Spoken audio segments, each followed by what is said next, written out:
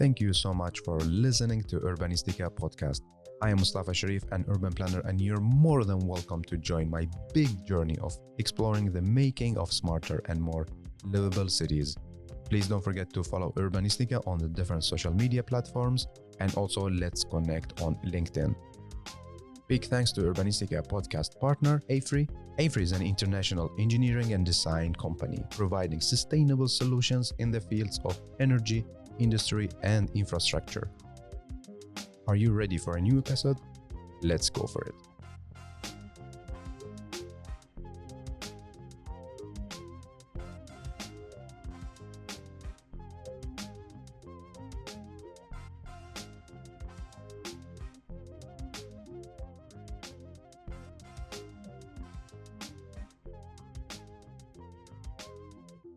Today we have a very interesting episode and a very interesting storyteller. I have the pleasure to welcome you, Robin, to Urbanistica Podcast. Hello and welcome.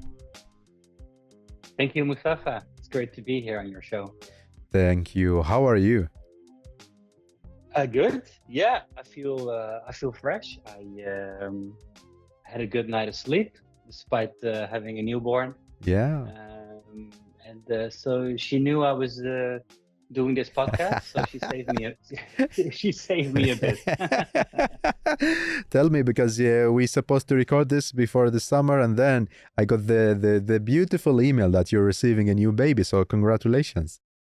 Yeah, thank you so much. Thanks. Yeah, I tend to be taking a lot of things on my plate and be enthusiastic about a lot of things, but sometimes then life happens to you, and then you realize, okay, this could be just a bit too much. Yeah, right. I need to prioritize and save some good things for later. Yeah, so, yeah. Happy we could extend it. Yeah. A bit. How is it? Is it like a huge difference between having one baby and two babies? Because now you have two, right? Yeah. So one is 2 years old, and the other one now 7 weeks. Sweet. And I mean, I think a lot of parents say a lot of things, but going from 1 to 2 definitely is not just having 2. Okay. It's maybe more like 100. So I don't want to not encourage people to go for a second one, but brace yourself. Yeah. No, it's just finding your rhythm and sharing attention, all these things. I think it's part of nature. Yeah. And we just have to go through it. Exactly. And tell me, where are you now? In which city? So I live in the Hague, Den Haag, yeah. In the Netherlands.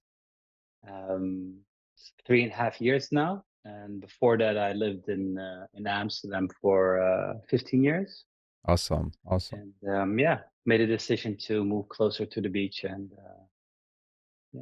and I always tend to say we moved here, the two of us. Yeah. And suddenly we had a car, and then we had a dog, and now we have 2 kids. And this all happened in 3.5 years. Growing and growing, but that's beautiful. And Robin, you are on a mission of making cities more human, or humanizing cities. And this is your mission, and we are going also to talk more about like why you have this passion, how did you find this passion later. But tell me now, is there a recipe for making cities more human friendly? That's a very good question. I do think there is. Yeah, I do think there can be a recipe. Maybe it's not one recipe, but there can be multiple ways and structures that can actually make cities more human. Yeah, for sure. And of course, one of them is to involve them, I think, or ask them, and see. I mean, I think people are different than 20 years ago or 30 years ago, right? Yeah. People will change over time, for sure. But yeah, if we keep on involving them and being in contact with them, I think a city or a place can adapt to that and change along. But on the one hand, we build like buildings and cities that last for like forever or for 100 years from now. On the other hand, we have like the society change, the needs change. How do we like find the good balance between them, like between the physical built environment and the social needs of the community? Yeah, I think and that's also because that's really much where I focus on more is really much about communication, Mm, right?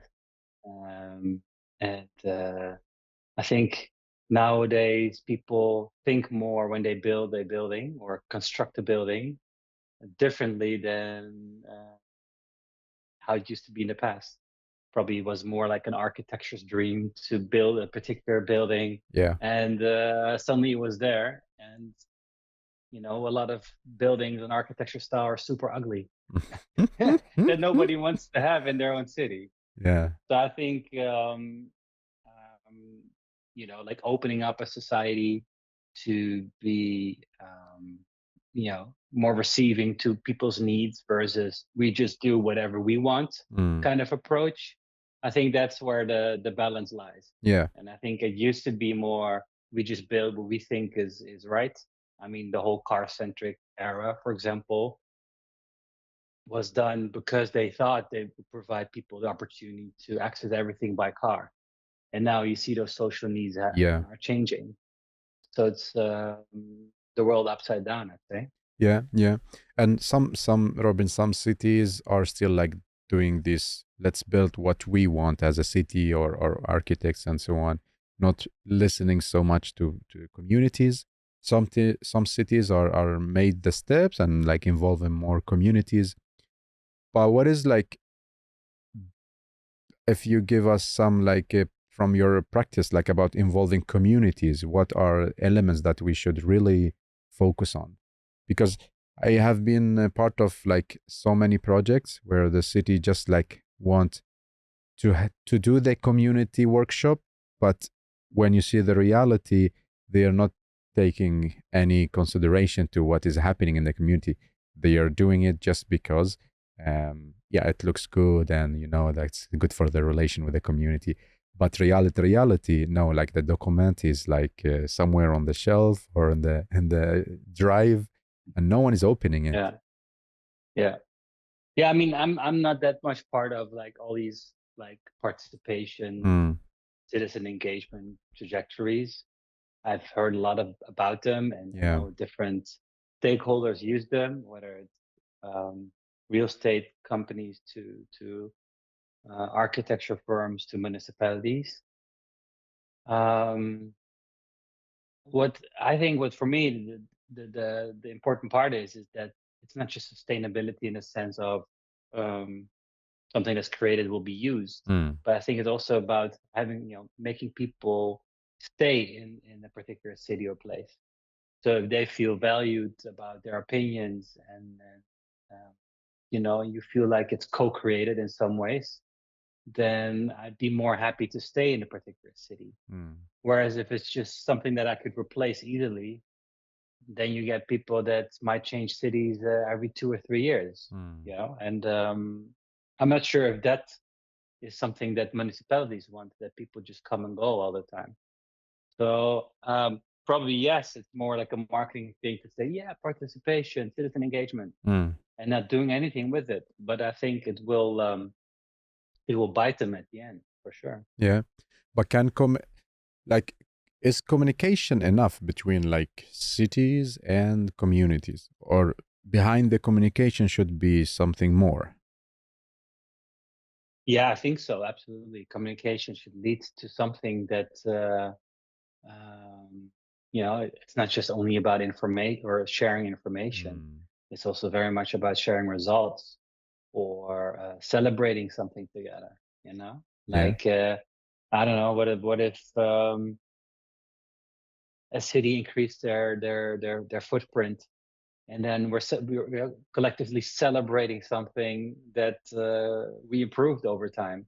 That would be something nice. Like, what if we would celebrate the fact that air quality has or air pollution has been fought successfully? Then I think people would appreciate it more and be more concerned or connected.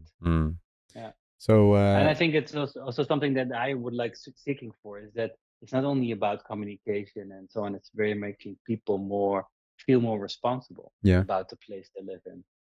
Yeah, because going back to that example that I referred to about cities making these community dialogues and so on, it's usually about informing, like one way of communication. And cities think that, oh, we are doing our job, we are having good relationship because we tell the citizens what is happening, but it's only coming from one side. There is nothing like going back. No, exactly. Yeah, I think that's where the problem lies. Yeah, because if you feel heard, then yeah, you have a sense that you matter to a particular city, or that you can actually contribute to a city. That's why there are so many bottom-up initiatives, probably because there are a lack of top-bottom initiatives. An example in Amsterdam was they had, on particular neighborhoods, they had some money to spend as a municipality. And they just had something like a voting system on several projects that could be launched with help of funding of the municipality. And it was really down to the neighbors or to the citizens of that particular neighborhood to vote on the particular projects they thought were important. And then the ones that got most votes then got financed and got realized. I think that's a beautiful, I mean, nothing that we or I was involved in, but it's just an example where I thought, yeah, okay, that's, you're asking me for my opinion, and it could lead to something that I stand for. Yeah, exactly. So part of humanizing cities is to let them be part of the co-creating and part of the decision making, right? Yes, but that's probably for a group of citizens who already have a desire to co-create and have a sense of feeling responsible. But there are also a very large group of people that ask them, what do you do for your city? And here you got people saying, well, I pay taxes. Well, does that do it? I think there should be some more. I would love to see a bit more collective responsibility about how clean your street is, or how your neighbor is doing, that everybody has a share in the well-being of its surroundings. Yeah, but Robin, is it good or bad? Because, or not good or bad, we can discuss this. But some citizens, they be like, okay, I pay my taxes, leave me alone because I have my life and I don't want to involve myself in this and so on. I mean, and now we want to humanize cities, and we are kind of pushing citizens to be part of this co-creation. I mean, is it good that we are doing this, or no, we should just leave people alone? I think there should be different levels of engagement, and people could choose or should choose what they're interested in. But it also comes with a price, right? If you don't care, then you can also not complain. Yeah. People love to complain, but Yeah, exactly. For instance, here in Sweden, a lot of citizens or the system here of city development is not really encouraging people to be part of this co-creation and so on, because its system goes like this: okay, I pay my taxes, then the people who are working in the municipality should take care of this because it's not my business. I pay them. And that's created a kind of a huge gap between citizens and city development. Yeah. No, yeah, sure. But people do paint their house, or a fence, or put up greenery. And I don't know. It's very maybe we both live in Northern Europe. Maybe that's more like our kind of culture or Yeah, mindset, the more the individualistic mindset. that's true. Yeah, But how would it be if we would be a bit more collective and more, yeah, connecting with our fellow citizens? You know? exactly. And also like you're working also like with like a creative projects, and I love to take the chance and ask you, like how does creativity play a role in bringing people together? I think it's super important. I think it's not just because I like to launch creative projects, but um, I think creativity can be very surprising. It helps with communication. It helps with storytelling. Um, whether it's culture, whether it's art, whether it's photography, whether it's film, um, it can make very boring and dry topics very approachable and tangible, Yeah. um, and more playful, more fun, and yeah, and there's so much possible, I think, as well within that Mm. to um, to bring people together through creativity. Yeah. Uh, yeah, I mean, it's same. I mean, creativity. It's same like sport. I mean, look at the Olympics, what it does, Yeah. and the joy around it, and how it brought people back all together in one place. Yeah, I think that's amazing. So how, Robin, how do you define creativity from your perspective? What is like what is creativity? Well, creativity for me is more like a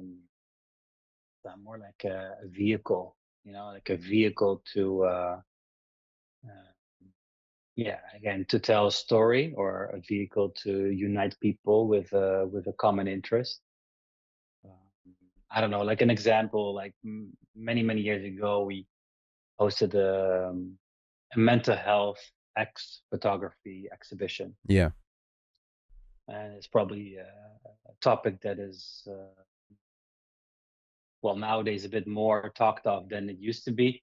But through photography, it helps actually people get to certain stories and experiences that they Mm. probably have not had before. Mm. And because of that, and making a topic like that um, more tangible and discussable, yeah, I think that kind of vulnerability helps people to connect about topics. And then you hear a lot more about people facing mental health issues Yeah. and so on and so on and so on. And Yeah. so then through this photography exhibition, I think it impacted people. Yeah. Yeah. And that's one example. Mm. But same as this podcast, it's also creativity that offers a platform for people to unite and to have a conversation about something. Yeah. Uh, you work with the podcast, with audio, with images, with Hmm. videos. Right. So which element is more powerful to deliver a message? Um, yeah, that's a very good question. I think in certain ways, it's also one-way communication, like broadcast, what it used to be, right? Watching a Yeah. TV commercial. Um, but the most powerful that I've seen uh, in practice, it's very comfortable to listen to a story from a podcast or watch a movie and then respond to it on social media. Yeah. But the one that, from my experience, are the most effective are like events where it's really more like up close and personal, Ah. where you really meet somebody and make a connection. Yeah, Mm. and then that's not about the quantity to deliver message, but it's very Okay. much something that people start to remember. Okay. Yeah, So like the physical event, right? Not the digital. yeah, definitely. And Ah. that's also what I notice now with people, even when you launch a poll about what people would love to see more of. Yeah. Most of them is they would love to meet again in person more, and connect with new people and get to know new people in the physical space. Yeah. Is it because we are like we had this pandemic for 2 years, and so much every a lot of things are now digitalized, so people like miss the True. the Yeah. the normal. Yeah. And I think the pandemic has definitely added to that. Plus, most of people's days are online, Yeah. and even people still working remotely or still working 50 like hybrid. I think there's still a strong desire to meet in person. Mm. Yeah. But is these tools like are these tools digitalizing cities and lifestyle? Is it something that contribute to a human friendly city, like, or making a gap between people? Well, I mean, it's I'm still figuring that out. Yeah, yeah, Because at the same time, to my platform, it also was possible to meet some amazing people at the other side of the world, mm. and that could have couldn't have happened without the digital side of things, Yeah, right? I mean, I've met people in Montreal, Chicago, Melbourne, and awesome. we've never met in person, Mm. you know, with some of them. True. So that's crazy, and still as today, like, people you meet on in DM and sign up for things that I put out there, Mm. and we've never met in person. So it somehow creates a bit like this global village in Yeah, some ways, yeah. and yeah, I'm looking forward that whenever I go to these places, I can at least Meet them. feel that Yeah. I have have a friend there. Yeah. Robin. So I think that's one part, and then the physical part. Yeah, I think Yeah, that's still super relevant. yeah, yeah. Always has been. Yeah. It's also like this combination because the digitalized the tools, you can reach out to so many other people that you're not like can't see physically, but at the same time, like it doesn't mean we should forget about like the physical events and or physical workshops and so on because as you mentioned and also I experience it has so much like impact on the people compared to sending a newsletter or informing on the homepage compared to like being there talking with people and listening to them. Yeah. Absolutely. I think also since I moved here to The Hague 3.5 years ago, I joined certain communities because then you become like almost a product of yourself, Yeah. and yeah, you're part of a photography group community. It's very much focused on physical events and Yeah. explorations. It's Have you heard of the Offline Club? No, only online. So Tell me. it was based in Amsterdam. Three young guys, they launched the Offline Club Yeah. because I think they went to a silent retreat, and then they realized how important it was to be offline and also Mm. in silence for one time. So they launched the Offline Club, and it's now like spreading like wildfire through the Netherlands. And there are even Ah.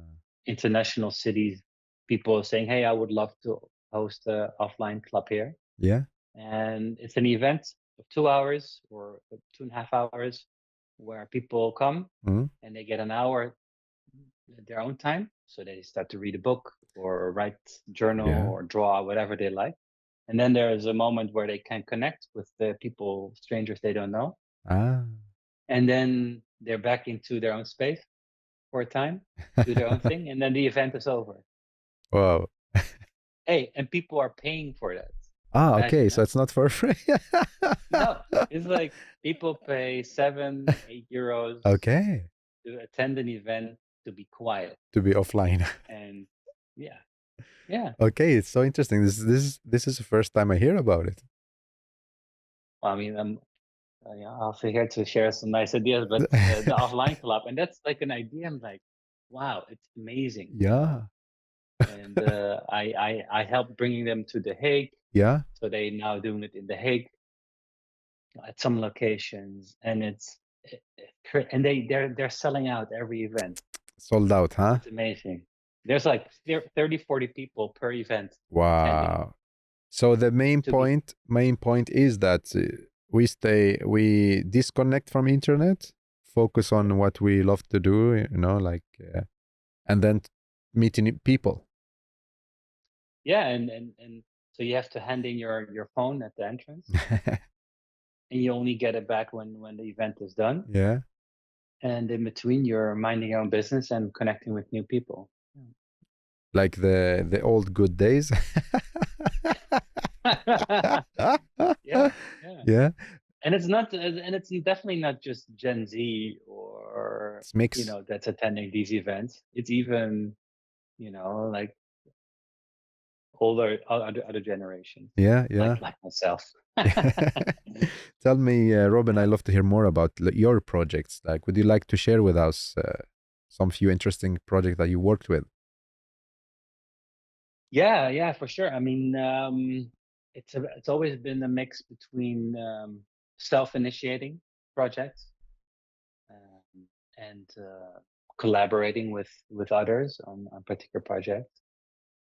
I've been picking up photography more over the last year, so I've also been now collaborating with different placemaking firms, architect firm, really to Yeah. capture the essence between people and place. Yeah. But a city made by people, as what the more now creative studio is used to be a platform where we launched magazines and hosted events Mm. and published a lot of stories about people in cities and to really give cities a face and to show the cities from within. Yeah. Um, so actually look at the city more from a more like a livable, like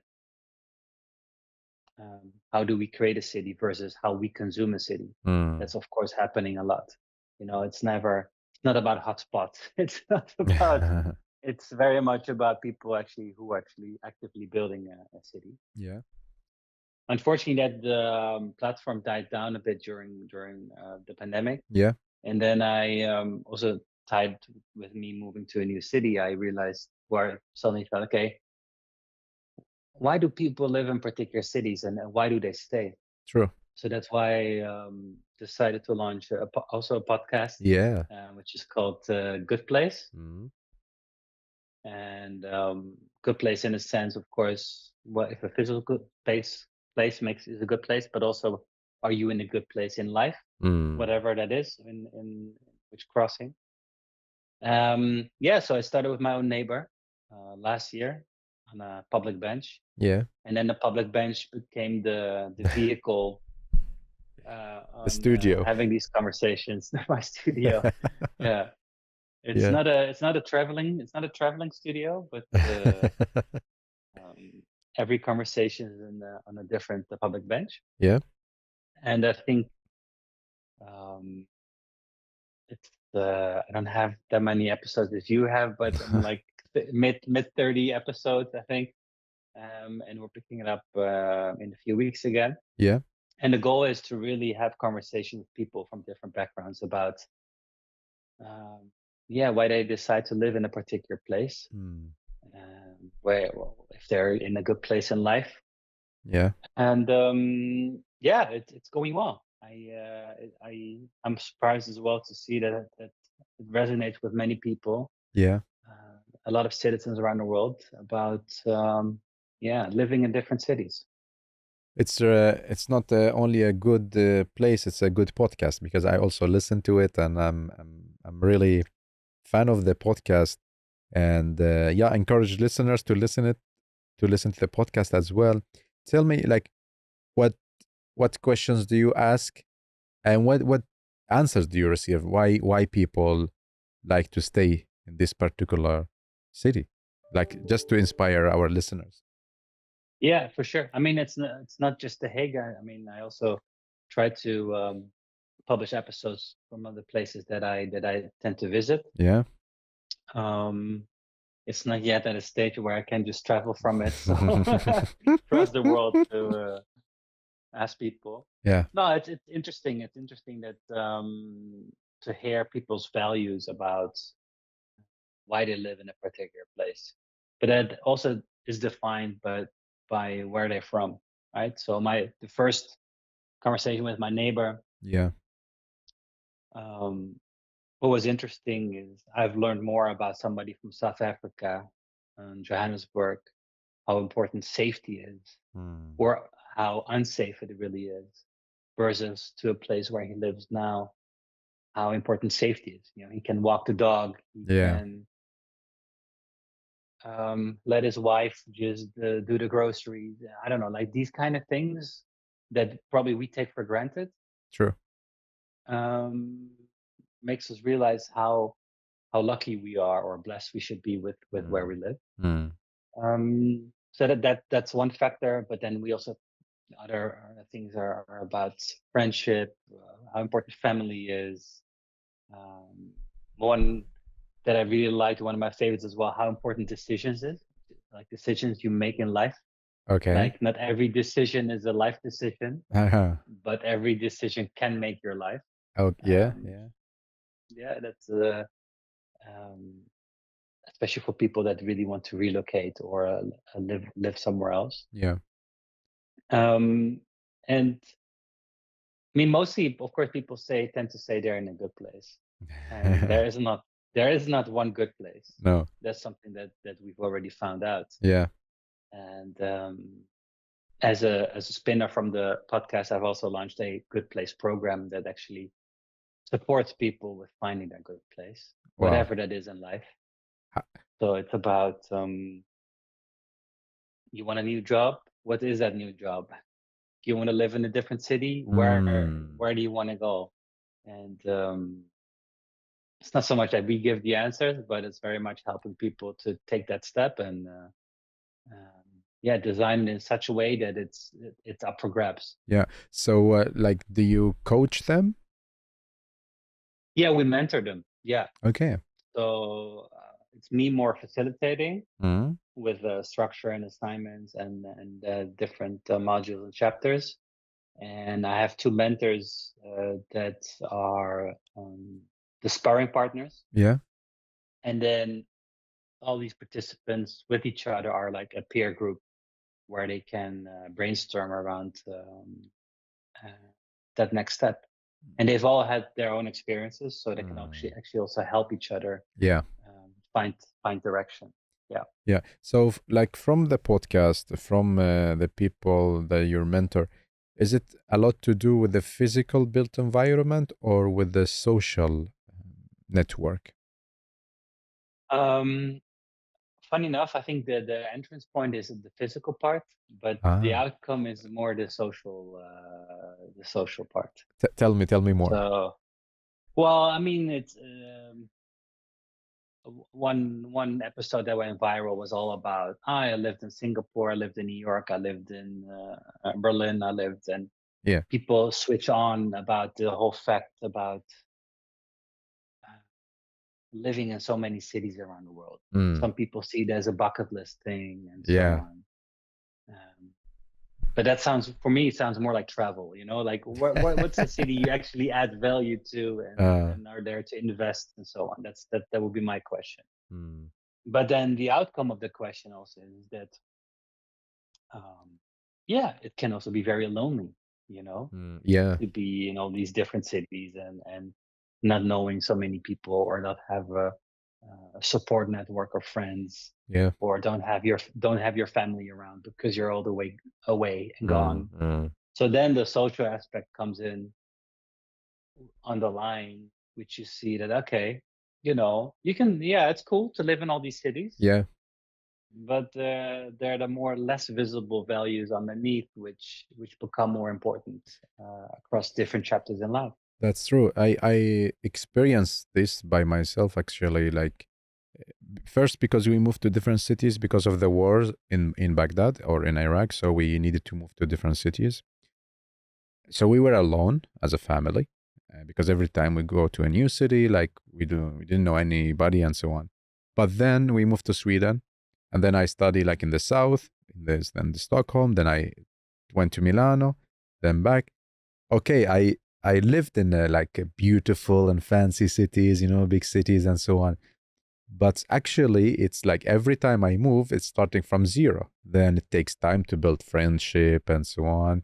At the same time, my friends, they already like have a strong social network because they in the same place, they are investing in their networks.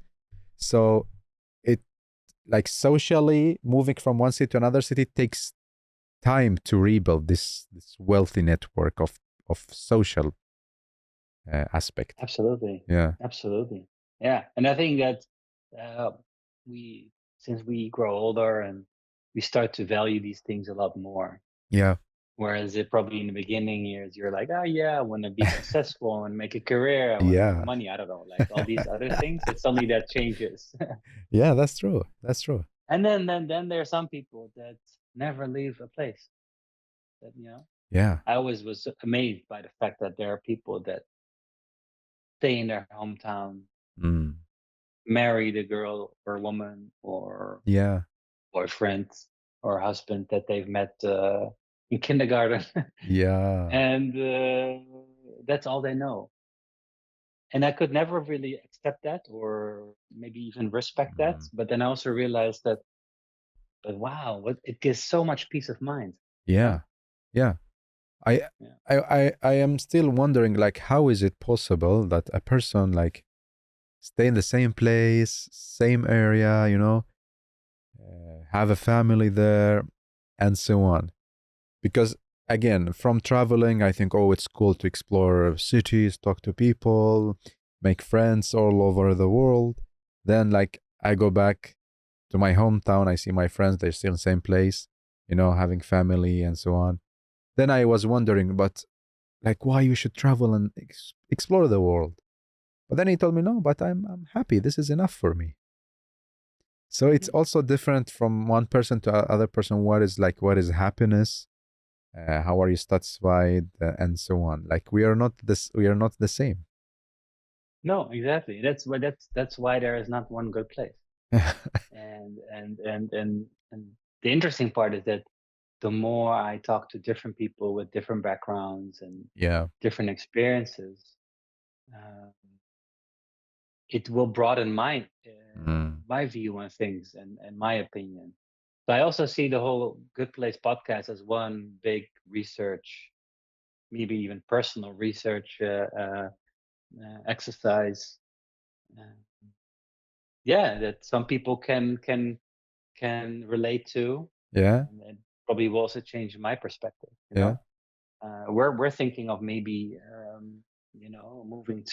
moving abroad, Mm. probably just for the adventure. Yeah.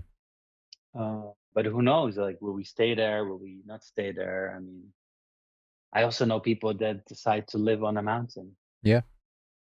which is perfect for them. Exactly. But for me, I'm like I always then say I'm a city guy because I do want to do these projects. I do want to Yeah. be Yeah. involved and make an impact. And if I live on a mountain, I don't feel that I'm uh, contributing to that.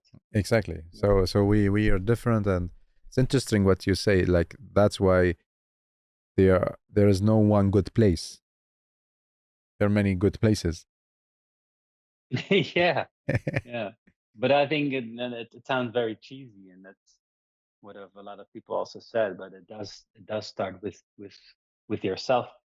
That Yeah. kind of happiness and acceptance and so on. And then if you find that, then these places can also change Mm. easily. Mm. Robin, what is your take about, there's something called universal design. So we do like places so it's accessible to all people and have all this. What do you think about if places look like each other and have the same accessibility and have the same functions and so on? Yeah, May- maybe people would live in multiple cities. Yeah, uh, I have one person taking part in the program who's thinking about, could I live in three different cities? at the same time, like three different. Yeah, Okay. like part time, you know. Interesting. And every city has a maybe slightly different Yeah. take on things, you Yeah. know. Like Yeah, having but family here, work here, weekends there, something like this. yeah, or Something like that. Yeah. But this needs like a infrastructure, like a mobility.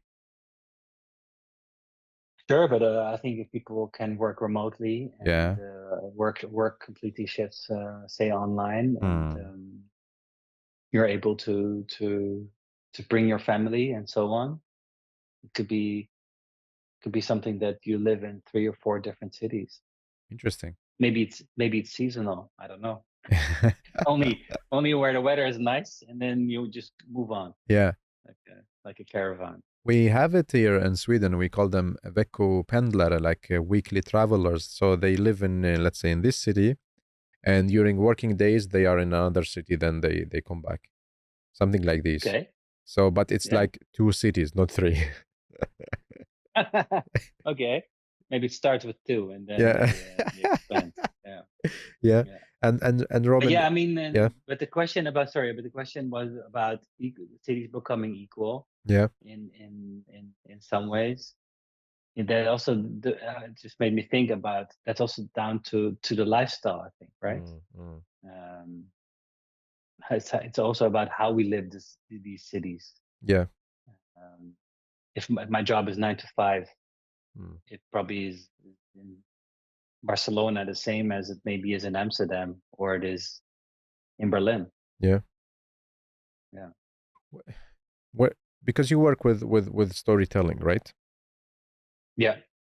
And how can city work with storytelling so it's like for their own brand, like instead of copy other city stories, if you understand my question?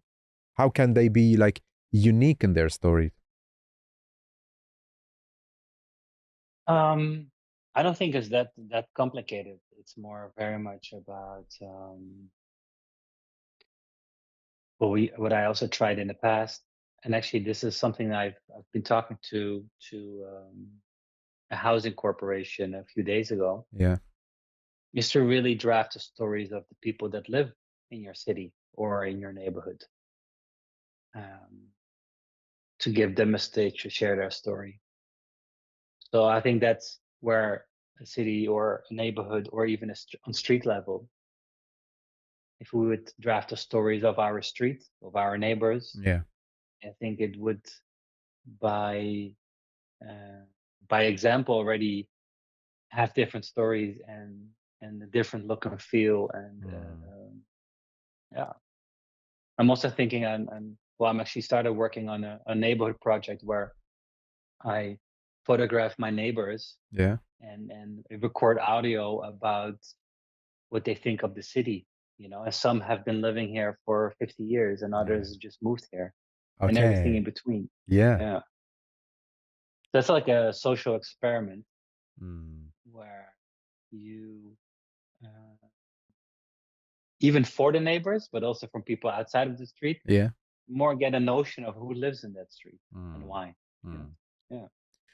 So I think even cities with their own brand I think they should pay more attention to the people that actually built the city, create the city every day, and share their stories.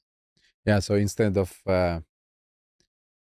like bringing or forcing a story or a brand for a city, maybe it's better to start from the ground and talk with the people who are living there and creating, as you mentioned, the life in the city.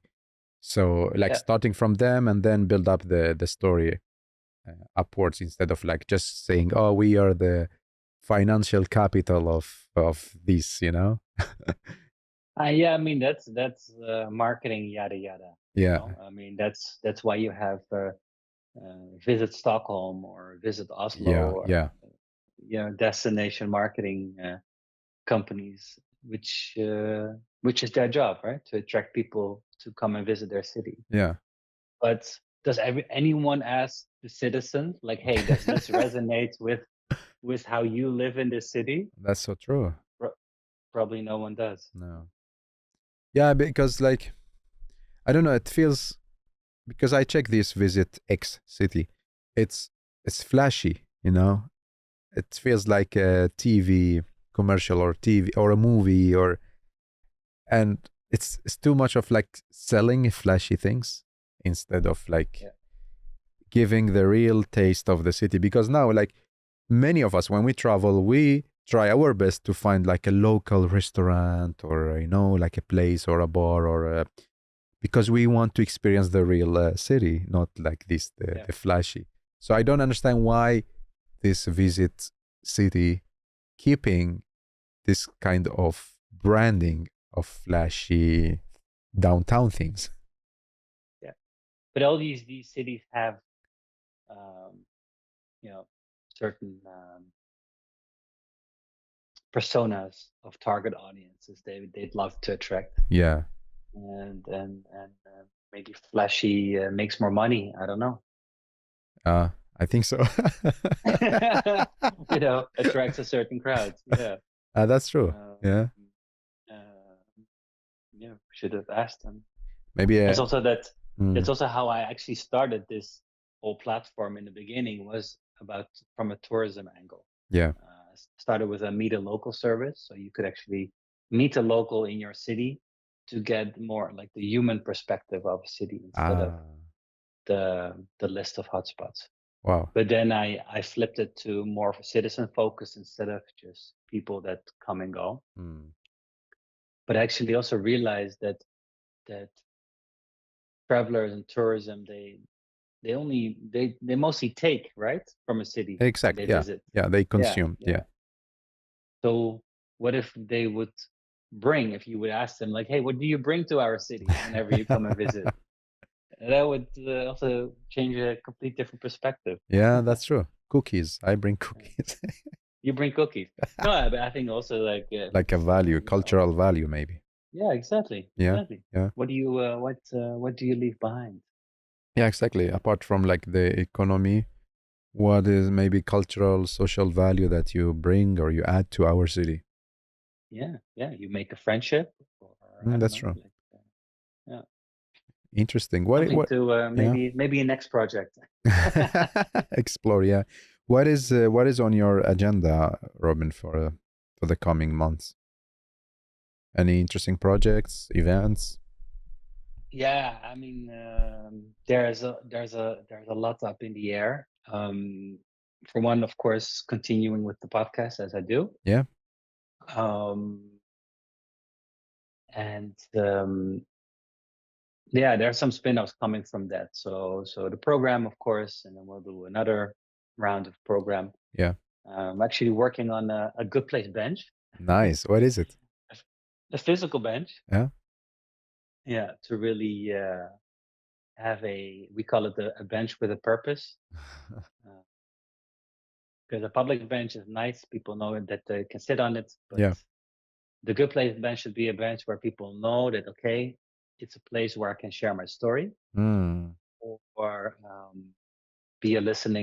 offer a listening ear to somebody else who likes to share a story. Yeah. And that's something that we're not doing during events, where we have a 1.0 bench that's there and invites people to share their story. Yeah. And it's very much a way, again, a vehicle here to bring people together and meet strangers and to share a story with each other. Yeah.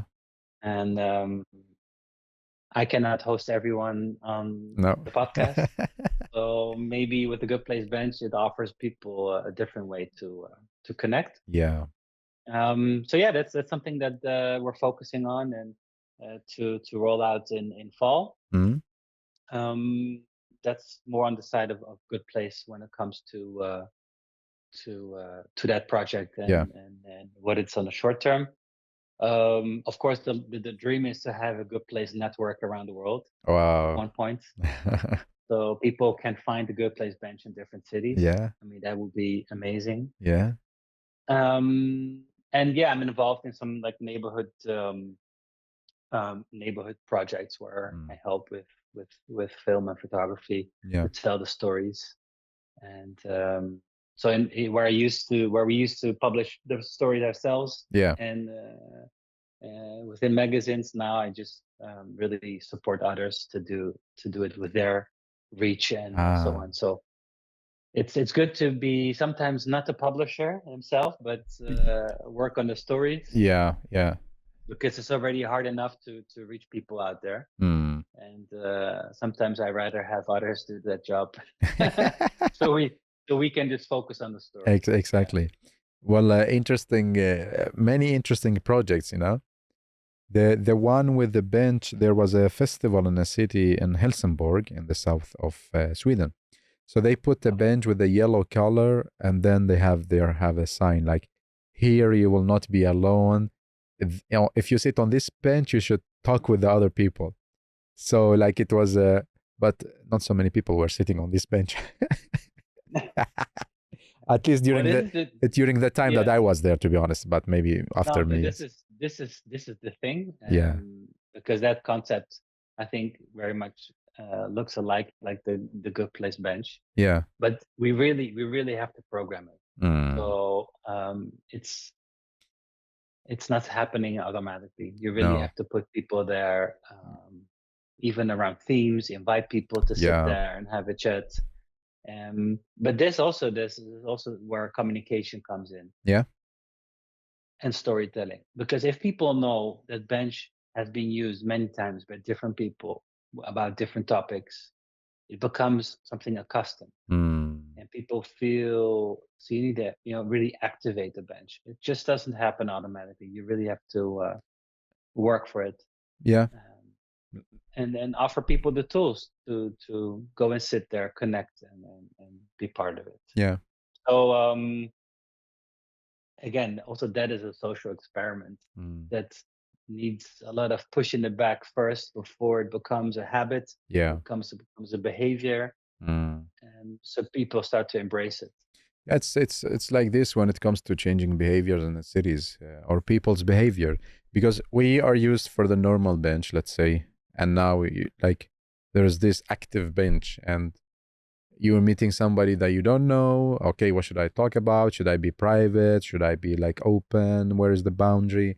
So it's not like about the only bench, but even the places or like mobility, we always need to show the people, to guide the people, so you're like slowly they change their habits. Because if you will just like leave it like this, people are comfort with what they have. So everyone wants to stay like not everyone, but people likes to stay in their comfort zone and like, okay, new bench, okay, fine, but I'm here, I'm good here. So until you invite them and tell them and guide them and so on, then we can change it. Yeah, and it's also like a trust thing, I think. Then it comes back to what we started, we talked about early in the conversation, how important collectivity is. Yeah. That also is a result of trusting your fellow citizen and feeling comfortable around them. So I think that will only add to it if we program it and communicate it well. Yeah. And Robin, what keeps you motivated to do what you do? What gives you energy? Because so many different projects, and also family growing, move to a new city. What gives you the energy?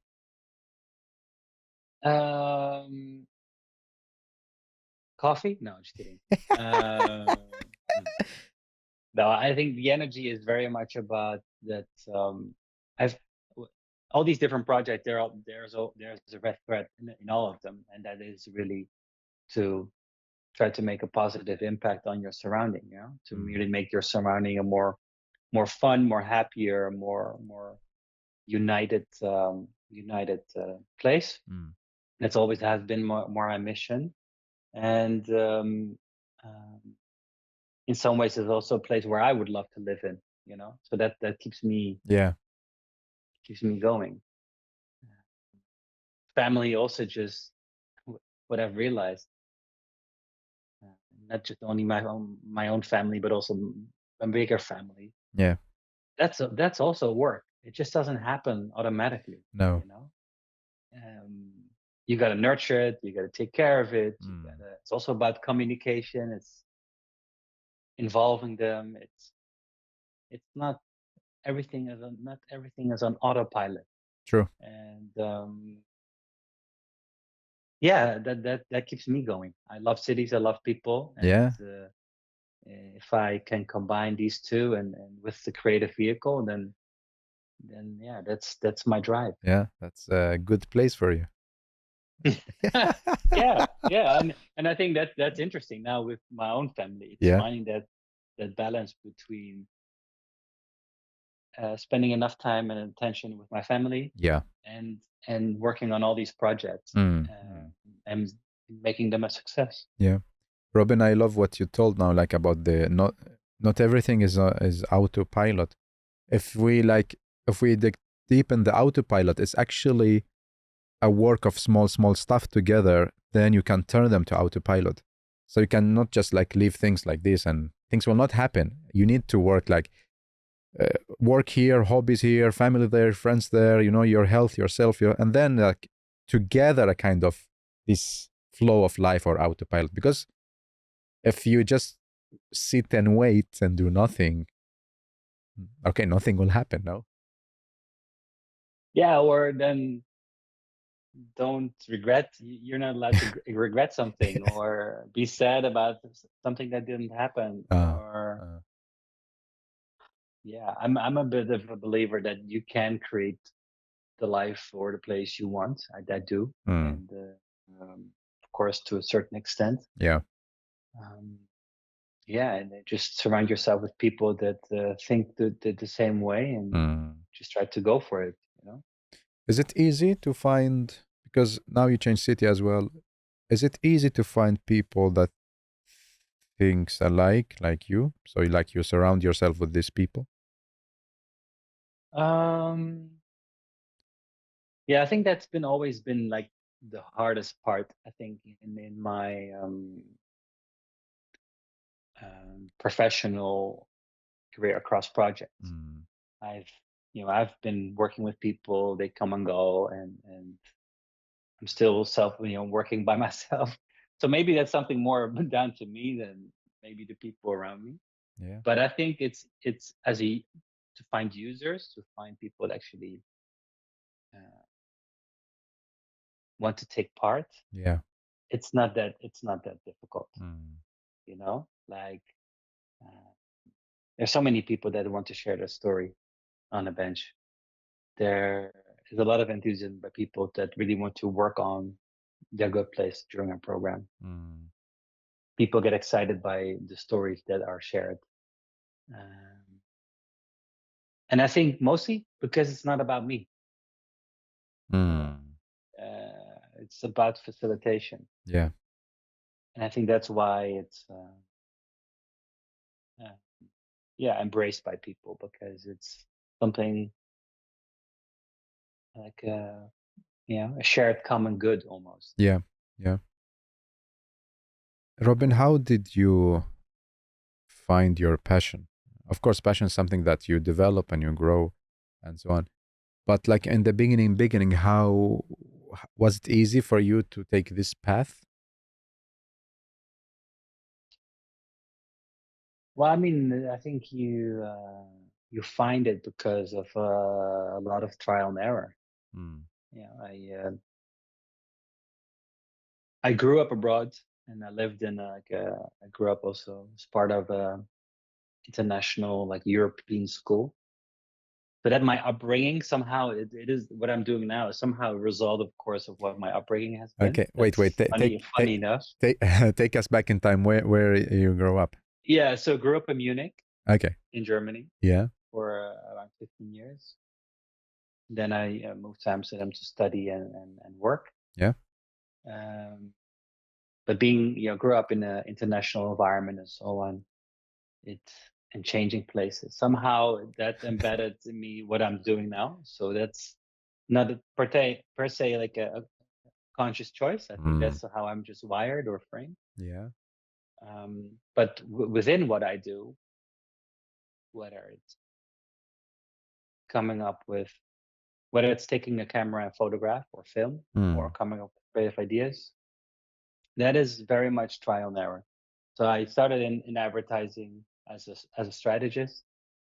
I worked in marketing as a marketing manager, and self-employed in 2010 helped me to explore a broad range of things. I can imagine. Yeah. And I didn't want to be put in a box. And the difficult part is that people don't really know, like, what can they hire me for, or how can they work with me. But not being in a particular box did help me to find what I'm passionate about, or to learn where I'm good at. Yeah. By trying out different things. Yeah. Yeah. But is this passion going to shift or change in the future, or you feel that no, this is what makes you happy and that you will continue with it? Yeah, I think the the passion, I think will something that always remain. Maybe the vehicle will change. Okay. What if I start let's dream. Maybe I start a Good Place Cafe. Yeah. On the corner of a street. Suddenly I run a bar or a cafe. Yeah. The vehicle is different, but probably the mission is the same. Yeah, this destination is the same. So finding passion comes from trying different activities until you find, okay, this is the one I like. Yeah, and also, be okay with the fact that certain things didn't work out. I mean, from the outside, it's cool to say I've published 3 magazines, 3 issues. Yeah. But we didn't sell out. It was super hard to sell them or ship them or whatever. Okay. You know? Yeah. So it's like, that's why there's no 4th issue of the magazine. Yeah. Yeah. But it was a dream, and then you tried and didn't happen, but at least you explore this. Yeah, absolutely. I think and you've done a lot of things wrong as well in the process towards, or in the build up. But yeah, that time it felt right, and I was convinced. And I would do it completely different if I would launch a magazine now. Of course, as of today. Yeah. You learned. Yeah, for sure. I think that's the beauty of it, right? Of everything. Yeah. Also, like when we talk creativity, this is part of the process as well. Like you create something, you try it. If you fail, you go back, you change it, you try it again. Yeah. You're exploring. Yeah, absolutely. And then that's why I also call myself a cultural explorer in some of the job descriptions. Because it is that. It's also seeking for the right vehicle to have, make your message come across as you wish. Yeah. I mean, imagine you sign up or you launch like events or photography exploration, and there are like no signups or 2. Yeah. That have happened. So then you got to cancel. You're not going to go ahead with it. So I've learned also to be okay with the fact that some things will not succeed or will not. Not everything you do becomes a success. Especially maybe if you try new things, right? Yeah. Or? Yeah. But I think it's also about changing the approach around it. I mean, for a long, long time, I just launched things because I thought it was cool. Yeah, like a new activity. Yeah. New projects. But now I want to do more research. I want to talk to people. I want to question them, like, hey, what do you think of this? So on the back end, really test an idea first, even if it's with a small group of people. Yeah. So like, slowly building a small community at the back end as well of everything that are able to test things or give feedback on different projects and ideas. Yeah, to be a bit more conscious about what you're doing. Yeah. And Robin, if we like talking about projects that works and they didn't work, if we take apart the economical aspect, okay, the budget, what are like important elements that makes a project work? Well, I think with every project that I'm trying to launch is what is that impact? What is that that positive or social impact that we're making? That could be X amount of users, could be the X amount of stories. But in certain projects, it can also just be one person that you've helped to do a next thing, right? That depends on the project. But mostly in these communication projects, which most of them are, it's always a bit harder and more difficult to make it a hard fact, right? And say like the Good Place bench, if that becomes a reality, it's okay. How many conversations have we facilitated or hosted? You know? Yeah. But then the question, how are you going to track it? So sometimes also like it can be difficult. But that's the most difficult part of these communication projects. Yeah. So I'm leaning towards launching projects that actually create a more of a hard impact. Yeah. If you because then it's better shareable, you know, of what we really changed in a particular area. Yeah. And Robin, if you choose another profession that the one you work with now, what would you like to do? Should be completely like not related to what you do now, by the way.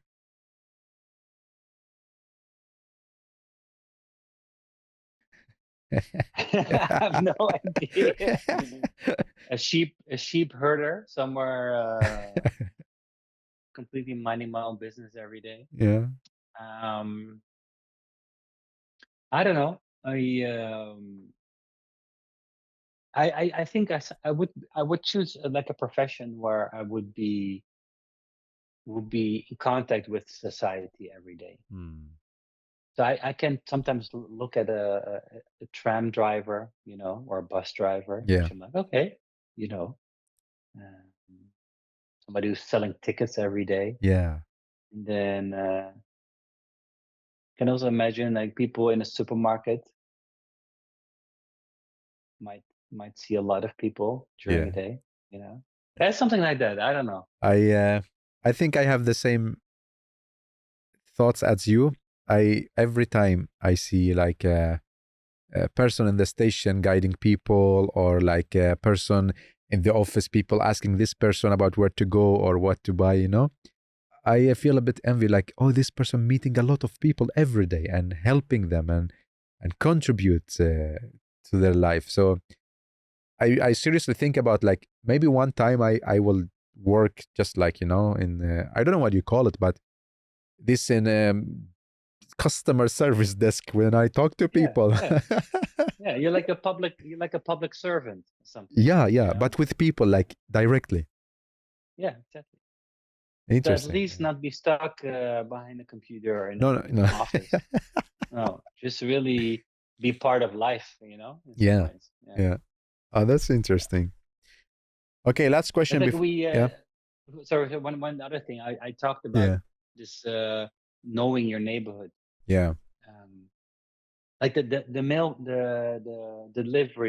delivery person, you know, he probably or she probably knows more about your neighborhood of what's happening every day in your neighborhood than we do.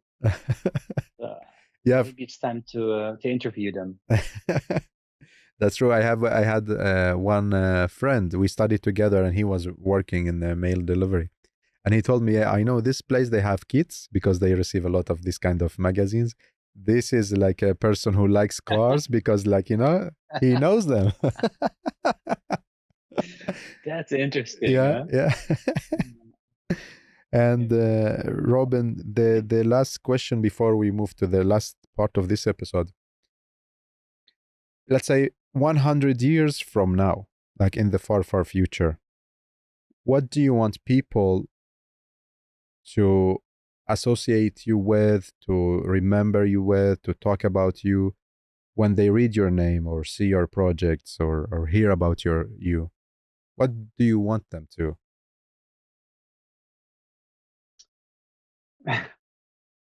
That they think I was a nice guy and that I was always the guy that said hello on the streets. uh, That was always the neighbor that was there to help. Mm, That they could ring the doorbell. Uh, yeah, I think the person that I mean, don't get me wrong. It's not like because my name is Robin that I want to be Robin Hood or anything, but it's more like or or Batman and Robin. Um, but it's like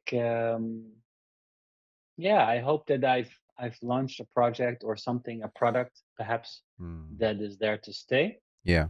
that that people use, that people uh, still celebrate around, Mm, and that has contributed to more collectivity in society. yeah.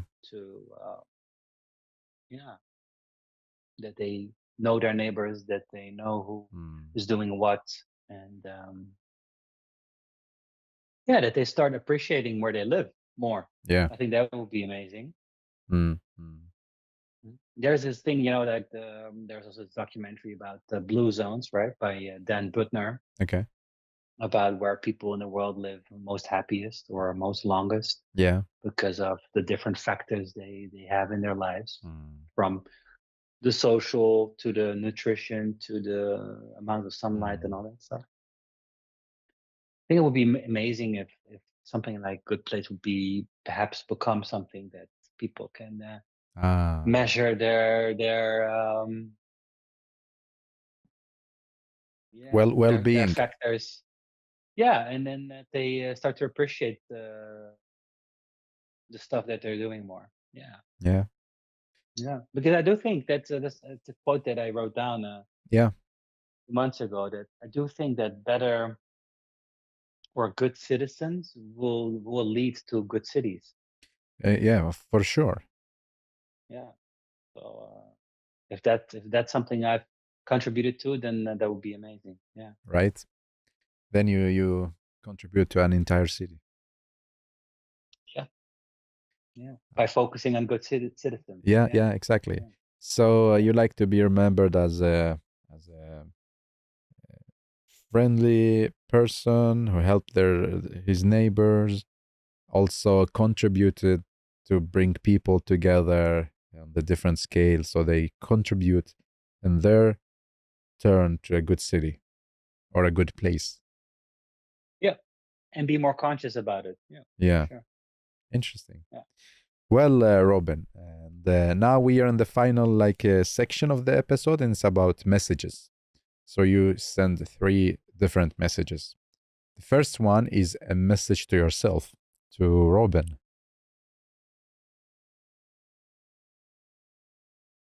And that message is sent by email or pigeon or yeah. By a mirror. Now you're standing in the front of yourself. Okay. So a message that I would tell myself. Yeah, Okay. yeah, Um well, I mean that's something that I tell myself every day, but yeah, I should celebrate uh, yeah, celebrate more what I'm doing and what I'm creating. yeah, So I would tell myself you're doing a good job, and keep on going, and it's not always easy, but yeah, be persistent, and always follow your gut feeling, your yeah. gut sense always. And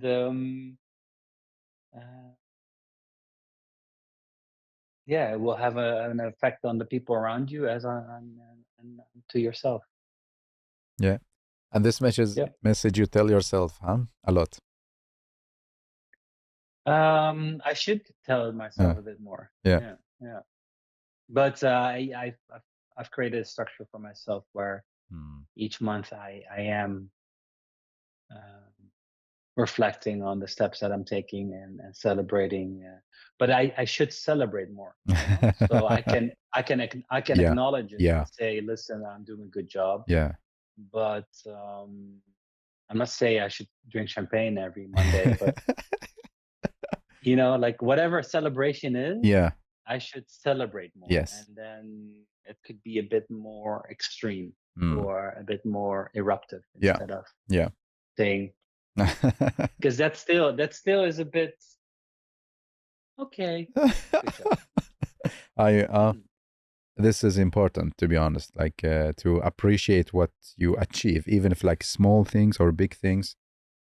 So every like even small achievements leads to big achievements. Yeah. Usually we wait until the big things that maybe comes, I don't know, once per year or once per 5 years, but we're still doing progress every day, hopefully. Yeah, absolutely. And also tracking progress, I think it also makes you more aware of that. That's what I've learned recently. Yeah. Great. Sure. Great. And a message to a student who is studying something related to making cities, you know?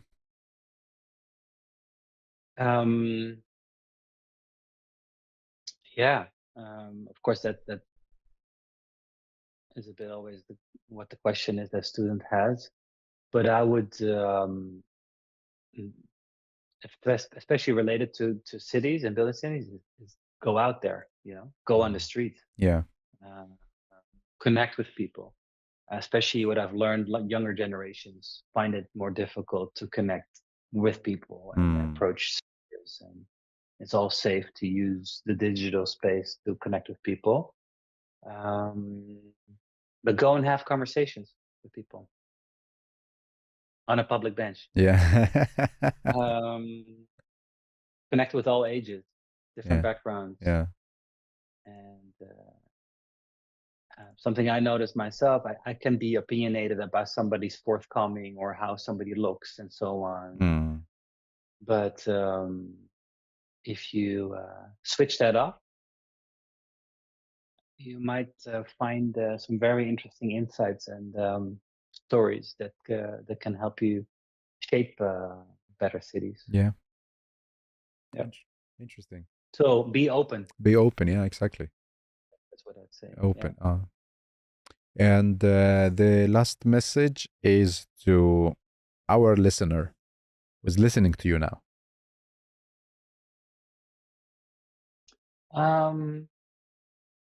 Yeah, that's a very good question. For everybody listening, I'd say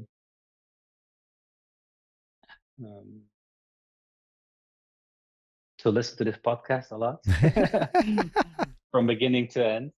But also, especially when we look at the red thread of this conversation about, you know, involving people, about building collectivity, about using creativity and storytelling. I think it's important to, whether you're a municipality or another city maker or whatever level you are at, think of the different levels of engagement when it comes to citizens and involve them and try to draft a narrative together. Yeah. And look at different options, creative vehicles out there to reach your goal that you want. And collaboration is key in that. If you can't do it by yourself, then just work with other people to make that a reality or a possibility. And don't be too much stuck in your own field, in your own head. You know, I think should be a bit more daring about trying new things. That's true. Yeah. Good.